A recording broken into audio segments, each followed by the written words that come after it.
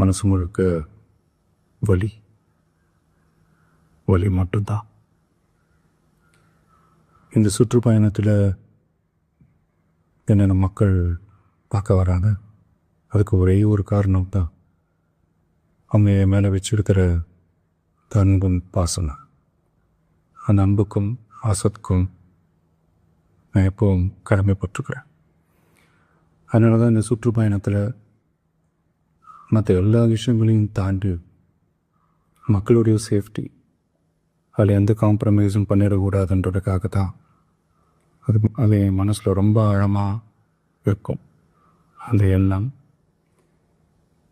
அதனால தான் இந்த அரசியல் காரணங்கள் எல்லாத்தையும் தவிர்த்துட்டு ஒதுக்கி வச்சுட்டு மக்களுடைய சேஃப்டி மட்டும் மைண்டில் வச்சுக்கிட்டு அதுக்கான இடங்களை சூஸ் பண்ணுறது, அதுக்கான இடங்களை பார்த்து பர்மிஷன் கேட்குறது, போலீஸ் டிபார்ட்மெண்ட்டில் அதை ரிக்வெஸ்ட் பண்ணி கேட்போம்.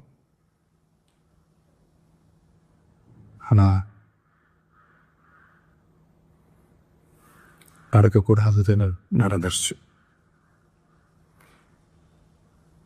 ஆனால் மனுஷன் தானே, அந்த நேரத்தில் அத்தனை பேர் பாதிக்கப்பட்டு இருக்கும்போது எப்படி அந்த ஊரை விட்டுட்டு என்னால் கிளம்பி வர முடியும்? நான் திரும்ப போகணும்னு இருந்துச்சுன்னா அது ஒரு காரணம் காட்டி உங்கள் வேறு சில பதட்டமான சுச்சுவேஷன்ஸ், வேறு சில சம்பாவிதங்கள் அந்த மாதிரி எதுவும் நடந்துடக்கூடாதுன்றதுக்காக தான் நாங்கள் அவாய்ட் பண்ணேன். இந்த நேரத்தில் சொந்தங்களை இழந்து தவிக்கிற அத்தனை குடும்பங்களுக்கும் என்னுடைய ஆழ்ந்த இரங்கலை தெரிவிச்சுக்கிறேன். எனக்கு தெரியும், என்ன சொன்னாலும் இது இடையாகாதுன்னு எனக்கு தெரியும்.